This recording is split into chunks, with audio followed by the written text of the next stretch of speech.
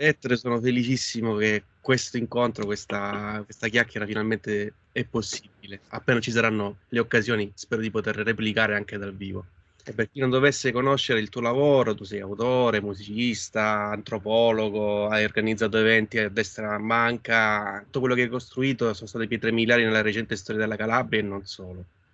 E tutti questi sono aspetti di un profilo che è molto più articolato di quello che uno possa immaginare. E mi piacerebbe partire un poco dall'inizio, cioè quali sono stati gli eventi e le persone che hanno contribuito a fare di te quello che sei ora. Innanzitutto ti ringrazio per questa, diciamo, pistoletto iniziale che mi mette in imbarazzo, perché diciamo, oramai posso anche dire vabbè, grazie, arrivederci, perché abbiamo detto diciamo, una quantità enorme di cose. Spero di Certo, essere all'altezza, diciamo, e della vabbè. situazione. Va bene.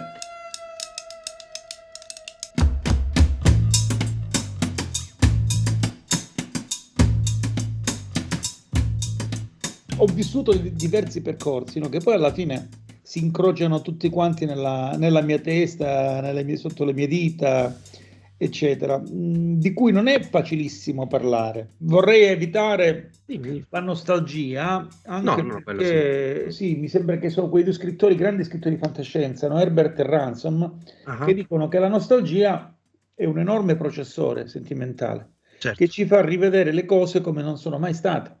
Noi non ci accorgiamo mai di quanto viviamo nella nostalgia. Poi tu dici, se cominci così non la finimo più, però voglio dire... No, no, no, no, però è interessante perché Però- dà una cifra a tutto quello che comunque andiamo anche a raccontarci, no? Tu vieni da una formazione anche particolare, vieni da una Io sono storia, antropologo. appunto. Questo discorso c'entra perché nell'antropologia culturale il racconto è tutto. La rappresentazione, l'autorappresentazione da parte di una persona, di un popolo, di un gruppo e così via, è fondamentale in antropologia culturale, cioè è la cosa con la quale l'antropologo si confronta continuamente e confronta anche se stesso, il Cioè, modo che hai tu di rappresentarti, di presentarti nell'incontro con una comunità, con una persona, con chi comunque è diverso da te.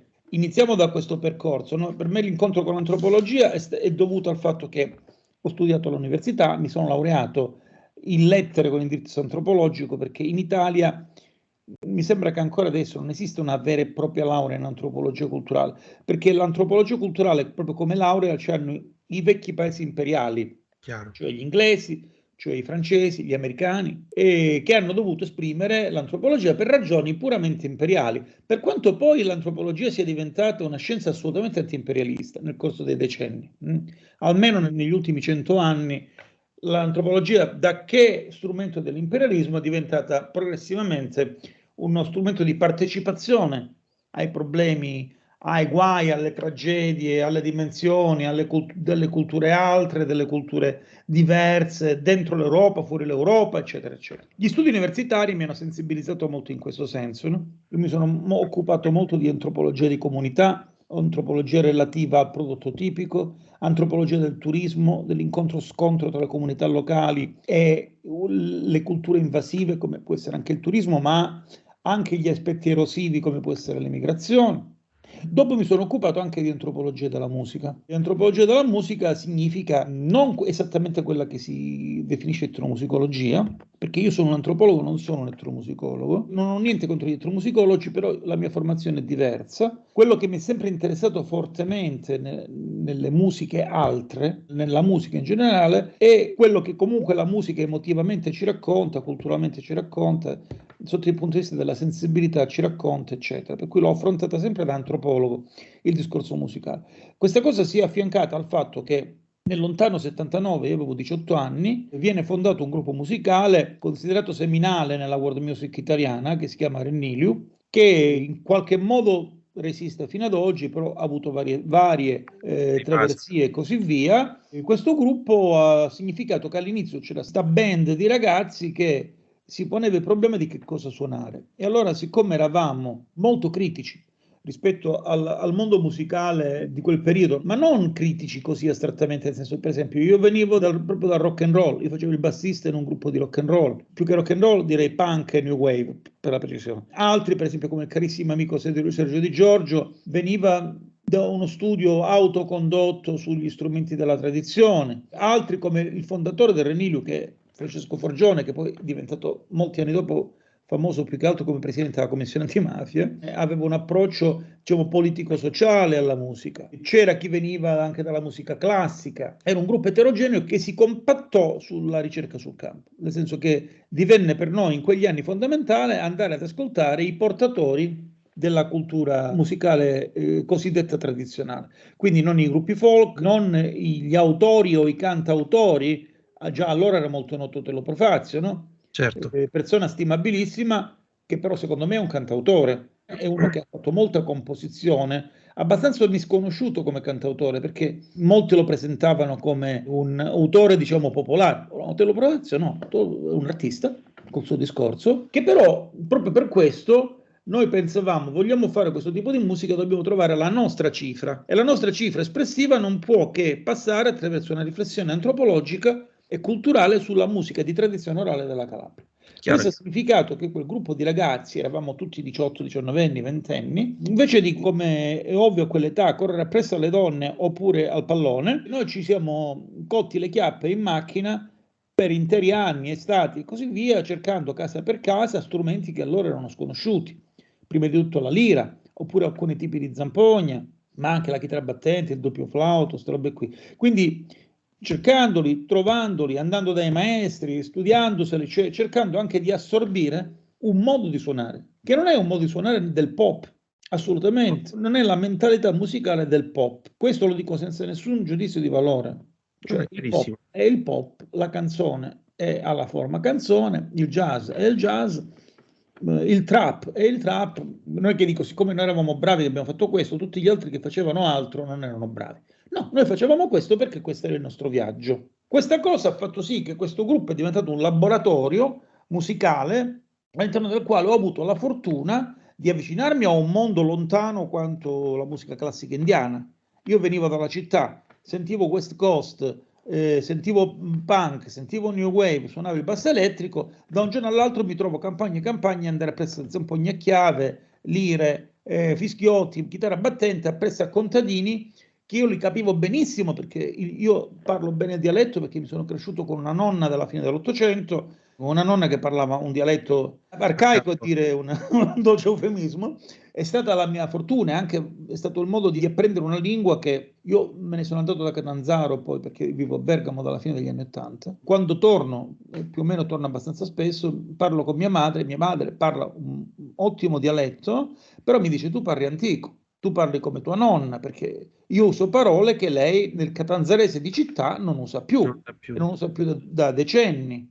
Poi è stato un percorso che istintivamente ho avuto il bisogno di aprire, sia come ricerca che quando uno si occupa di zampogna, alla fine non ti occupi solo di zampogna in Calabria, cerchi di capire come funziona la cosa in Nord Africa, come funziona nei Balcani, come funziona nell'Europa continentale, ti occupi di lira, allora cominci a capire come funziona questo strumento nel mondo bizantino, perché la lira è un violino bizantino, quindi come funziona in Dalmazia, in Bulgaria, nella Grecia continentale, nella musica classica turca. E questo sono stati tutti percorsi di arricchimento, insomma, erano delle scatole che si aprivano, uscivano altre scatole ancora, e direi per 40 anni ho viaggiato in questo mare procelloso. A questo devi anche affiancare che però le cose sono andate avanti anche didatticamente, tipo io non ho studiato solo antropologia all'università, certo ho fatto quasi sempre il professore per un periodo piuttosto lungo, il giornalista, poi sono tornato ad insegnare e per 15 anni ho fatto il precario in università, qui a Bergamo,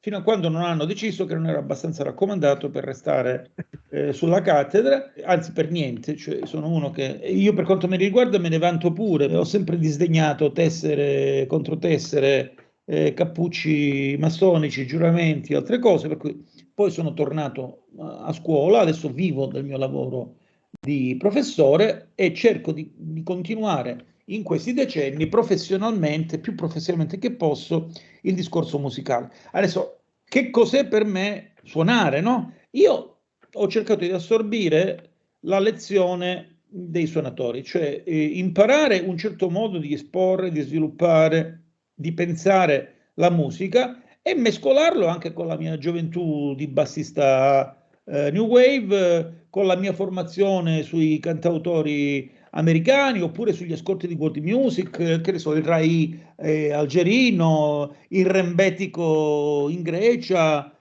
quella che è la musica contemporanea dell'Africa nera, eccetera, eccetera. Anche il rock poi più contemporaneo, quello che ha seguito. E nel corso degli anni il percorso è diventato sempre più personale, queste componenti si sono sempre più mescolate fra di loro. Adesso io non so più distinguere se io prendo una zampogna o prendo una lira, se effettivamente quella roba è solo quello che ho imparato dai maestri e quanto ci metto di mio. Adesso mi devo fermare a pensare, perché c'è stato un processo di osmosi molto forte con questa cosa qui. Dopo tutta questa questione qui, ho finalmente virato, potevo farlo 40 anni prima, verso un percorso autorale. Io ho sempre scritto canzoni, ma dentro le band in cui ero. Ho scritto i testi, ho contribuito agli arrangiamenti, alle musiche, per il Rennilio, per altre band che ho fondato, che ne sono Antiche Ferrovie Calabrulucane, Nista Nimera, no? Ultimamente sono uscito con un disco mio, come proprio Ettore Castagna, lì sono tutte canzoni. Come Eremia. In questo senso, diciamo, mi sono fatto travere delle cattive compagnie. La mia veneranda età, il fratello amico Carmine Torchia mi ha così martellato, dice: ma tu perché non scrivi canzoni? Cioè, con la capacità, la tua facilità di scrittura. Allora ho iniziato, diciamo che ho pronti più dischi che degli anni che mi restano da vivere, sostanzialmente, per cui probabilmente verrà pubblicato molto postumo, farò la fine di qualche grande autore, che non so, del passato, che ne so, di Leo Ferré, dove c'è una marea di roba che non è stata mai registrata. Certo non ho quella grandezza né musicale né compositiva, però diciamo che si è aperta questa voragine, diciamo, la frattura nella diga, e sta roba ha dilagato. Sempre a proposito di creazione artistica, io ho sempre amato la scrittura, sono un lettore, sono uno scrittore, ma ho sempre scritto, diciamo, tra virgolette, per me, oppure saggistica scientifica. Sì. C'è qualche cosa di scientifico mio abbastanza noto, per esempio Sono. sì, Usono, che è questo libro di antropologia della danza sulla Calabria, è uscito nel 2006, tra poco farà 20 anni, e credo che è l'unico testo del genere che io conosca a proposito della Calabria, o perlomeno impostato secondo un criterio antropologico, che è stato anche un po' il mio cavallo di battaglia, ha avuto diverse edizioni, eccetera, eccetera. Ma ho anche fatto saggistica, che ne so, di antropologia del paesaggio, sul prodotto tipico, però fare letteratura è un'altra cosa. Allora, per cui dopo una gestazione di, credo, di più di 10 anni, molto più di 10 anni, è uscito, quando ho trovato quello che secondo me era il linguaggio adatto, è uscito il mio primo romanzo, che è Del sangue e del vino. Dopo hanno seguito con cadenza biennale gli altri romanzi. Da pochi giorni è uscito il mio ultimo, il mio quarto, che si chiama I gabbiani vengono tutti da Brooklyn, ed è una storia molto calabrese e anche per questo molto assurda, o almeno vissuta come assurda da quelli che non conoscono la mentalità e il pensiero della nostra gente. La storia di Ridolfo Zangara, un anarchico che sparò a Roosevelt nel 1933, mancò Roosevelt, uccise il sindaco di Chicago e per questo finì sulla sede elettrica. Ma non è questa la cosa strana in un paese dove c'è la pena di morte, quanto le motivazioni e i discorsi che fece Zangara in tribunale, completamente incompresi, perché lui parlava un inglese molto maccaroni e c'era un interprete napoletano che a sua volta doveva più o meno interpretare il suo pensiero e riferirlo al giudice, ma alla fine le cose serie le diceva in dialetto e non lo capiva nessuno. Per cui Zangara fu una sorta di enigma per la giustizia americana. Racconto solo un episodio perché poi non voglio stare troppo su questo. Pubblicità, il romanzo è questo che è uscito da poco. Gli americani si chiedono perché Zangara ha sparato. Lui continua a dire: io ho sparato per l'idea, da bravo anarchico, no? Ho sparato per la mia idea. Il denaro va bruciato nei forni, è cotto pane per i poveri. Io sono malato perché sono povero, non mi sono mai potuto curare e quindi è colpa del capitalismo se io sono malato. Un discorso che oggi non farebbe una grinza, ma che allora fu visto come pazzesco, per cui lui ripeteva continuamente: capitalism make me sick in the stomach, cioè il capitalismo mi ammala di stomaco, che tra l'altro a livello slanghistico negli Stati Uniti significa il capitalismo mi fa vomitare. Certo. Allora, gli americani la prendevano come un suo schifiamento del capitalismo, ma non capivano che lui invece aveva nella sua semplicità contadina un messaggio politico preciso. Sono povero, figlio di poveri, non mi sono mai potuto curare, se sono malato è colpa del capitalismo. Io me la prendo col capo del capitalismo, cioè con Roosevelt. Quando gli dissero: ma tu odi Roosevelt? Dice: no, Roosevelt è una brava persona. E perché gli hai spiegato? Perché era il capo del capitalismo. La stessa identica cosa la dice Gaetano Bresci quando gli chiedono perché ha sparato a Umberto I.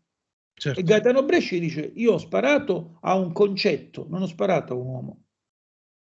Identico, sputato, cioè ideologia anarchica di primo Novecento. Zangara, rispetto a Bresci, aveva meno cultura politica.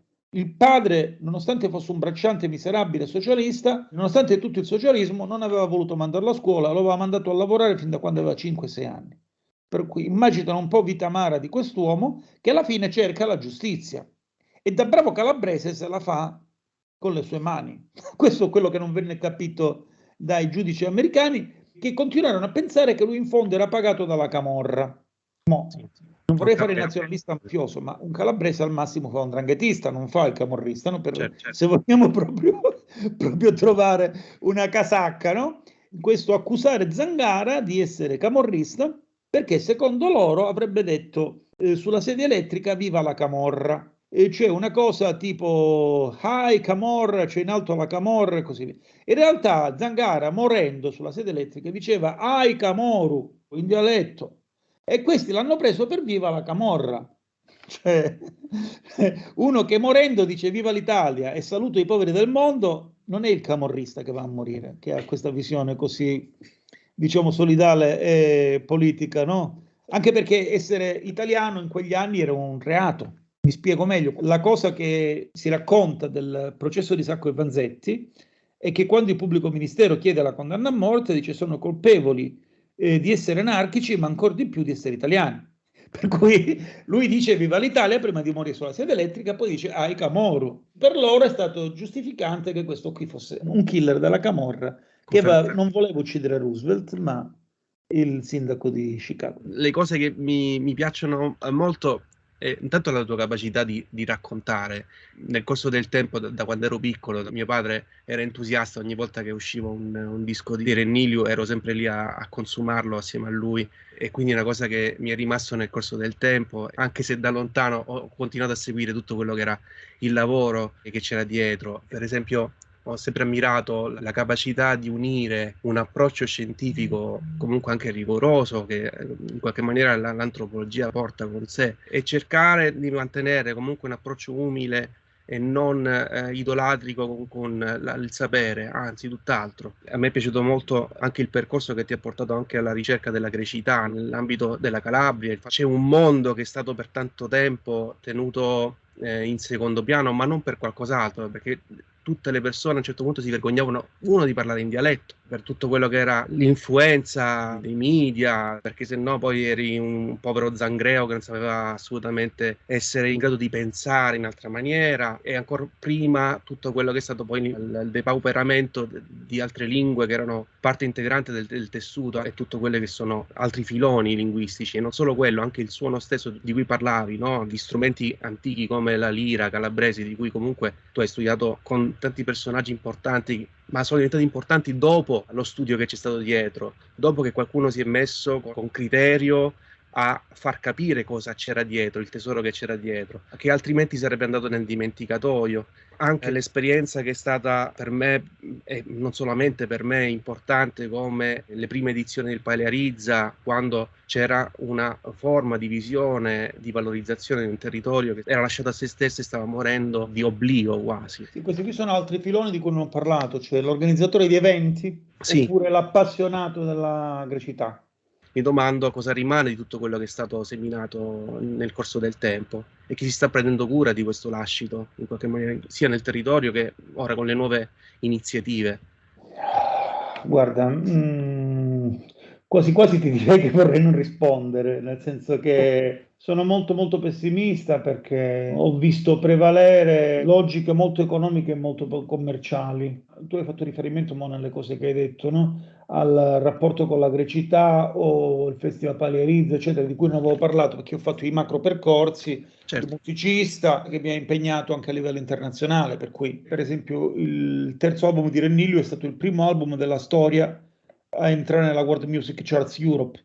Arrivò secondo nel 1994 dopo Mano di Bango nella classifica della critica della World Music europea. Adesso qui sono due Esperienze importantissime ma specifiche. Vengo da una famiglia della piccola borghesia catanzarese. Io sono uno dei pochi calabresi non di origine contadina. Il mio nonno paterno era un elettrauto, a sua volta figlio di una famiglia proletaria urbana. Il mio bisnonno era tranviere a Catanzaro, mentre il mio nonno materno, mio nonno Totò, mastro suonatore di chitarra battente, però era carpentiere, figlio di carpentieri, quindi tutti e due artigiani di una piccola città di cultura molto contadina, ma tutti e due sostanzialmente piccola borghesia cittadina. Allora, al liceo classico mi viene la fulminazione per via di un insegnante. La mia professoressa di greco era una bizantinista, che era la buonanima di Velia Critelli, molto amica del più importante bizantinista che abbiamo in Calabria, che è il professore Minuto. E allora questa insegnante è stata comunque capace di inocularmi il virus. A 15 anni avevo conosciuto Rolfs, per esempio. Poco più tardi mi avventuravo con la macchina a 18 anni sulla Ionica per andare a Bova a sentire suonare la zampogna, andare appresso a pastori che parlavano greco, cercare di imparare qualche parola in un modo molto autogestito, eccetera. Questa passione per il mondo greco, per la lingua greca, eccetera, eccetera, me la sono portata per una vita intera. Dopodiché, negli anni in cui ho fatto il giornalista e ho vissuto a Reggio Calabria qualche anno, anche perché metà della mia famiglia è rigitana, nonostante la mia parlata catanzarese, però mia madre aveva una sorella buonanima che si era trasferita a Reggio già negli anni 50, per cui a Reggio ho cugini, parenti, oltre che tantissimi amici. In quegli anni viene fuori l'idea a Bova di questo festival che doveva in qualche modo valorizzare un territorio, cioè offrire ai visitatori la possibilità di impaginare questo territorio e di leggerlo, quindi offrire la bellezza dei borghi, offrire dei trekking, del prodotto tipico, del cibo locale, dell'ospitalità diffusa, e poi valorizzando allo stesso livello il suonatore contadino o pastorale del territorio insieme alle grandi band internazionali. Cioè io ho messo sullo stesso palco i suonatori di zampogna moderna di Bova e Noah e ho cercato di dargli la stessa dignità. Questa operazione è fatta costruendo anche una squadra tutta del territorio, o quasi tutta del territorio, di fonici, grafici, management, gestione del festival, dell'ospitalità, eccetera. Per cui questo festival alla fine era diventato un'occasione di studio. Sono venuti a studiarci dalla Bicocca, università nord europee, dalla Danimarca, eccetera, eccetera.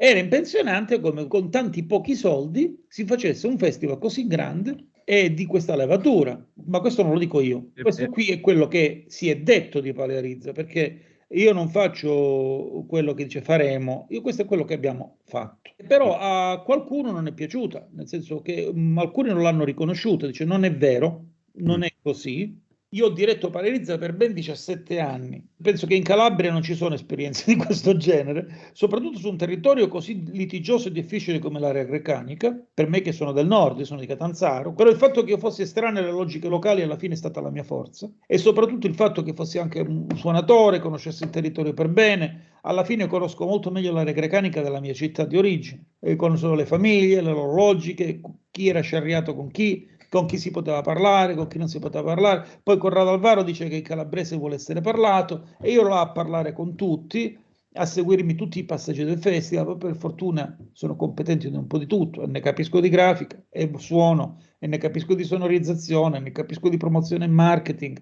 e ne capisco di management e così via. Ho messo sempre il naso in tutto, facendo funzionare perfettamente la macchina per molti anni. Alla fine sta cosa non è piaciuta, per cui gli oppositori del festival, chiamiamoli così, sono riusciti a farmi estromettere. Poi il festival lascio giudicare agli altri la fine che progressivamente ha fatto. Per cui da un progetto di valorizzazione del territorio, probabilmente c'è chi pensava che forse era molto meglio una sagra paesana. Con tutto il rispetto della sagra, No, è chiaro, probabilmente non è stato compreso. sacre come quella del pesce spada a Bagnara, io ho grande ossequio di alcune sagre, però non era il mio progetto. Certo, ho diretto altri eventi in Calabria, fuori dalla Calabria, ma questo, diciamo, per l'esperienza di organizzatore che ho. Però questa cosa di Palearizza è stato un amore così profondo per l'area grecanica e per la sua gente, un amore ricambiato. Molti dei musicisti che oggi sono passati a miglior vita o parlanti greco, per me sono stati amici con i quali ho condiviso anni, estati, ho assorbito i loro insegnamenti, era la generazione dei sacrifici e così via. Quando si parlava del perché il greco era scomparso, una volta ne parlavo con la buonanima di Salvatore Siviglia, di Locudi, no? Anzi lui di Corio. E allora gli dicevo, ma Salvatore, ma guardate, ma come mai tutto questo sparire di colpo, una lingua che ha 2500 anni e sparisce di colpo? Al che lui mi disse, sì, va bene, la vergogna, sì, tutto quello che vuoi, però guardali i paesi, no? I paesi sono vuoti, per cui quello che non ha fatto la storia fino adesso l'ha fatto l'emigrazione. Certo. E lui mi ripeteva tipo teatropo, tipo telogia, cioè se non c'è nessun uomo tipo teatropo, tipo telogia, nessuna parola. Chi è che lo deve parlare sto greco se i paesi sono vuoti? Chi deve parlare questo greco se Rohudi non c'è più, se Corio non c'è più? Se Rohudi nuovo è una specie di campo di concentramento dove hanno dato le case orrende alla gente 30 anni, oppure 40 anni dopo quello che era successo durante la finta alluvione degli anni 70. In tutta la Calabria ci sono paesi abbandonati, ma la Reca vince il campionato, no? C'è l'abbandono di Amendolea, l'abbandono di Pentedattilo, l'abbandono di Rohudi, l'abbandono di Corio, il tentato abbandono di Bova. A un certo punto Bova ha fatto un referendum se fare una Bova 2 accanto a Bova Marina, abbandonando l'abitato, e i boviciani hanno avuto questo momento di orgoglio votando che volevano restare. Però sembrava tutto contro tutto e contro tutti, perché il paese si stava spegnendo. Modestia a parte, credo che il merito sia stato di Palerizza di mettere la lente di ingrandimento sull'area, ed è stata anche dei ragazzi che sono impegnati in un modo enorme nel turismo rurale sul territorio. Penso a strutture come Naturaliter, come la cooperativa Salleo e così via, sono carissimi amici per me. Senza il loro operato, probabilmente portando un turismo sano, intelligente, non di massa ma qualitativo, ma culturale, ma interessato al territorio, all'ecosistema anche culturale dell'area greca, queste cose in qualche modo hanno mantenuto in vita, per quel poco che riescono, certo sempre meglio di niente, un'area interna che sembrava destinata a desertificarsi alla fine degli anni Ottanta, proprio definitivamente, no? Di fronte a queste cose, nel momento in cui venivo estromesso dal festival, è vero, tanta gente mi ha espresso solidarietà e così via, ma questa sommossa popolare per dire lasciateci Castagna perché in qualche modo è stato bravo, non c'è stata, c'è stata l'abbandono, la solita depressione. Ancora oggi, d'estate spesso vado alla Regacane, tutti mi fanno, professore, ma perché non si fa più Palerizza? E mu dice da mia. Certo. Parlate con il livello politico che ha voluto affossare il festival, no? Io sono stato estromesso oramai non so più da quanti anni, tipo 7 anni, 8 anni, non lo so. C'è ancora gente che mi scrive d'estate chiedendomi il programma del festival, dopo anni.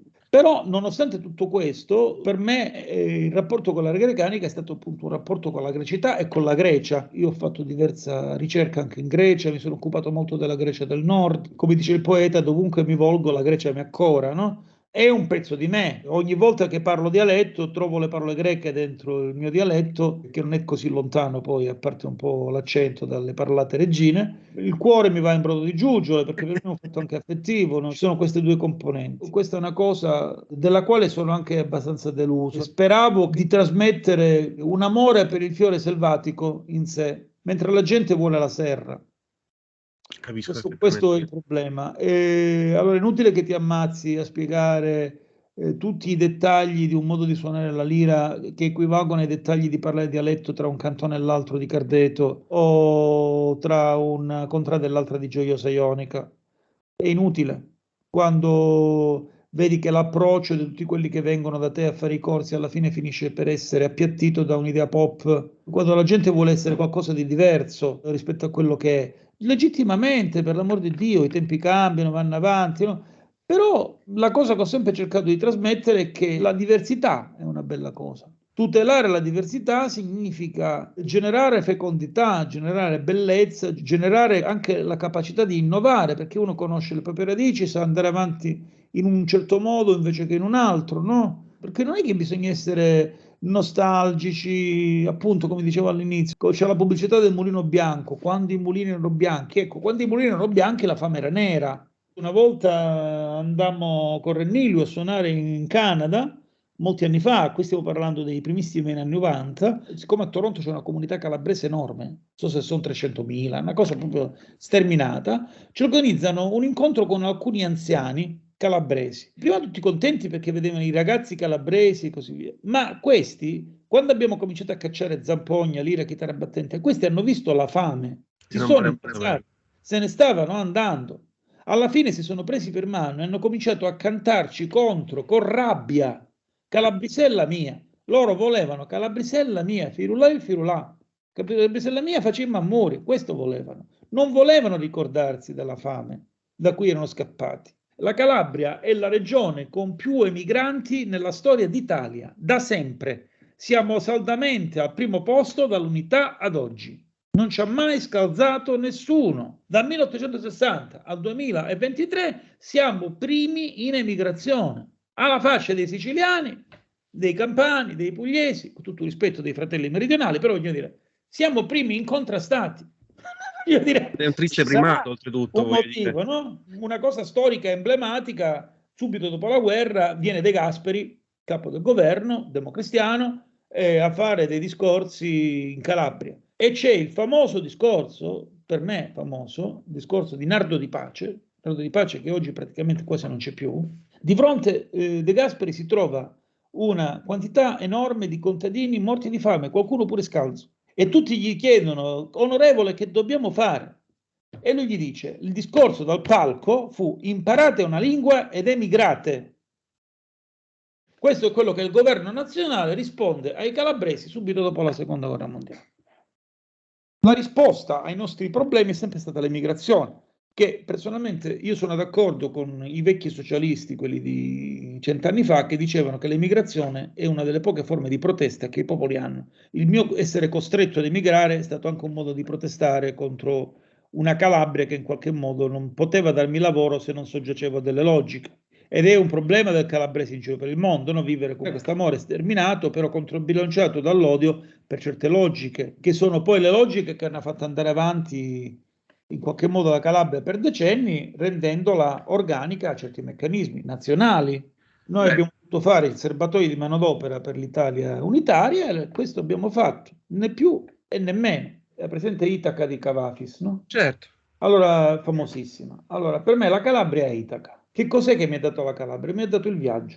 Io non ho fretta di arrivare. L'importante è il viaggio, perché la povertà di questa terra economica, però la sua grande ricchezza culturale, sono stati lo starter di questo viaggio, che mi ha portato a guardare il mondo e a sentirmi cittadino del mondo. Le mie venature anarchiche non sono casuali, no? Nel senso che questa storia della nostra patria e del mondo intero la penso così, per cui la Calabria è il mio Macondo, è il mio villaggio nella memoria, è il paese di Cesare Pavese, il paese che ci vuole. Così io la vedo la Calabria per quanto mi riguarda.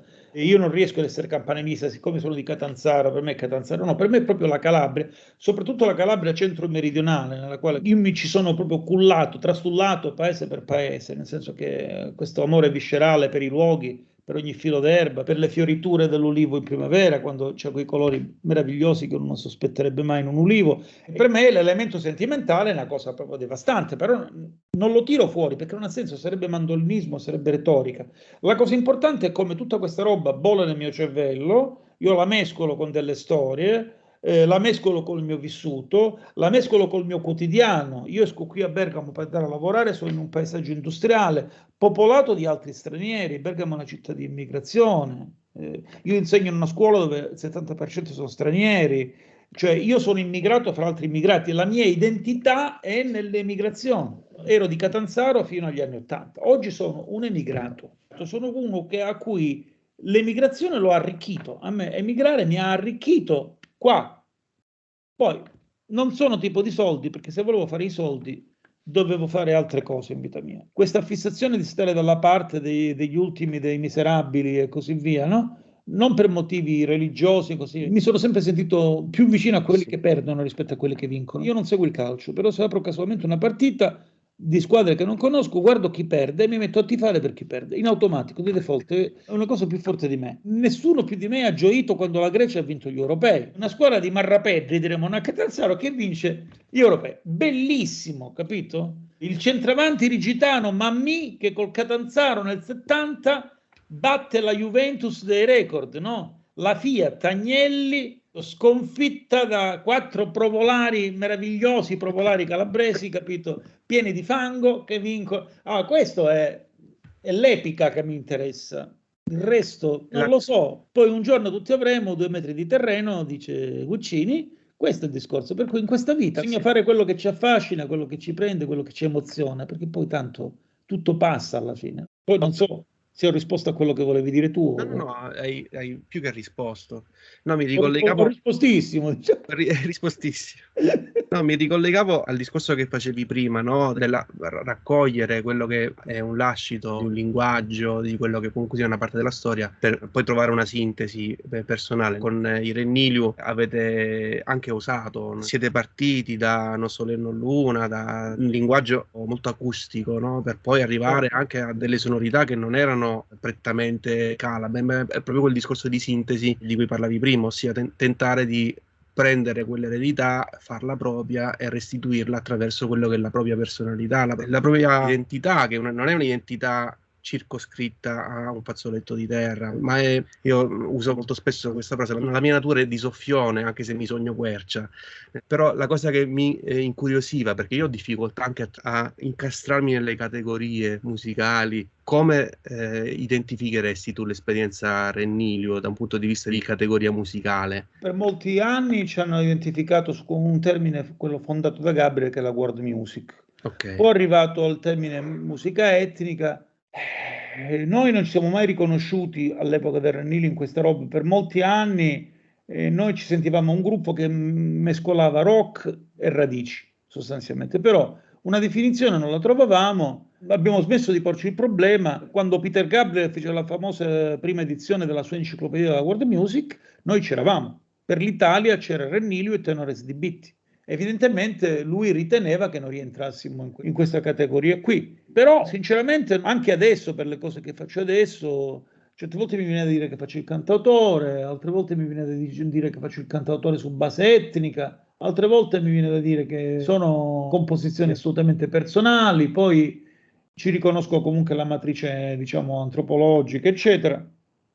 Non saprei definirmi, ma questo so per certo che è un problema pure tuo. E quando decisi in questi ultimi anni di affrontare il percorso per poi fare il progetto Rema, di cui sono felicissimo di condividere con te il fatto che tu hai curato la prefazione dell'album, e mi domandavo, io ho un timore bestia sinceramente di quello che potessi pensare di quello che stavamo facendo, perché non lo dico con un timore reverenziale, però lo dico con grande affetto. Avevo comunque desiderio di sapere qual era il tuo pensiero rispetto a quello che era il nostro percorso. Te lo ripropongo come quesito: come lo inquadreresti quello che facciamo? Quello che fate rispetto alla situazione italiana è una follia. Cioè, è una completa follia, perché cercate, soprattutto tu, una cifra autonoma molto differenziante, non catalogabile, con un'attenzione per il dettaglio a volte quasi estenuante. Cioè, incredibile, cioè, perché uno più ascolta sto materiale, poi dice: ma questo non l'avevo notato, questo non c'era. Cioè, un livello di ricamo che è abbastanza scioccante per uno come me, che ultimamente è sulla linea less is more, no? Infatti quest'ultimo disco, che è uscito esattamente un anno fa, Eremia, a maggio del 2022, Eremia era nato come disco voce e chitarra, poi ho cambiato idea strada facendo, perché poi qui ci mettiamo il mio amico indiano, qui ci mettiamo il mio amico marocchino, qui ci mettiamo il mio amico curdo, qui ci mettiamo il mio amico americano, e così via. Il disco è cresciuto e c'è stato un cambiare progetto in corso d'opera. Cambiare progetto, integrare, sì. Il disco di una complessità paurosa, cioè nessuno si mette a fare più cose così complesse in Italia, nessuno, è tanto paccio, solo tu, inclassificabile, no? Perché tu ci vedi un certo tipo di Word italiana degli anni 80, poi un certo tipo di comporre e cantare molto contemporaneo, tutto sommato, Sì. un certo utilizzo del dialetto molto più complesso di come lo si utilizza adesso.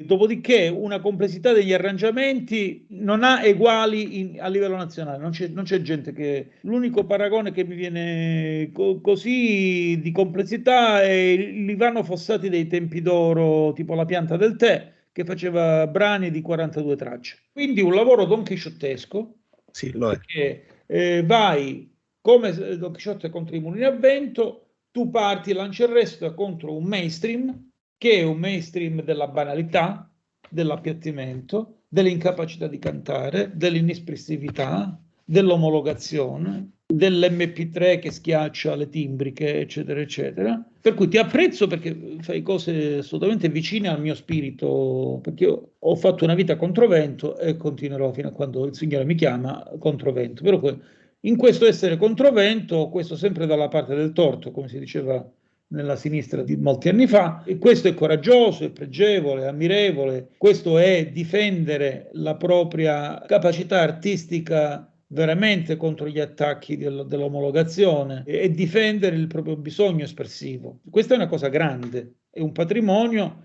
che bisogna vedere se gli ascoltatori oggi si meritano. Io mi auguro di trovare semplicemente la possibilità di incontrare le orecchie di chi vuole ascoltarlo, ecco. Qualcuno altrettanto pazzo come noi nel mondo ci sarà, ci potrà essere una piccola comunità che non è fatta appunto di un fazzoletto di terra, ma è fatta di sensibilità che ragionano da soffione e non da quercia in giro per il mondo, con cui potersi confrontare e dialogare. Io ho avuto tante belle recensioni per Eremia, ma la recensione forse più bella, più entusiastica, magnifica, complessa, me l'ha fatta un critico jazz israeliano di Tel Aviv, in inglese, ed è la recensione più bella che ho avuto. Ho avuto tante recensioni, ho avuto una ventina di recensioni belle, anche da giornali periodici, testate internazionali importanti, radio internazionali importanti, ma la cosa più bella è arrivata casualmente da questo signore che ha incrociato il vinile di Eremia e mi ha fatto una recensione sontuosa. Io di questo signore non so nulla, a parte la mia riconoscenza per quello che ha scritto. Però lì vedi la capacità che ha un prodotto culturale di arrivare, di comunicare. Assolutamente. Perché il prodotto culturale, se è capace di comunicare, è vivo. Se non riesce a comunicare, purtroppo è morto. E il problema appunto di avere persone che ci mettono le orecchie volontariamente, che non siano schiacciate dal mainstream, è il problema dell'oggi. E lottare con l'attenzione, nel senso che in questo periodo siamo talmente tanto affogati con tanti elementi che richiedono un'attenzione, che la domanda che uno si fa, volente o nolente, è: perché qualcuno si dovrebbe soffermare a ascoltarmi?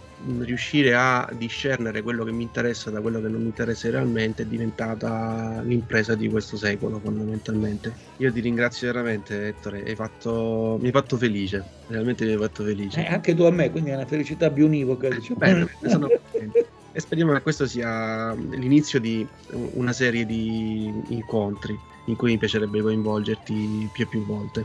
Con piacere. Allora, intanto ti ringrazio vivamente, tolgo la registrazione. Saluto chi ci ha sopportato. Saluto a tutti gli altri.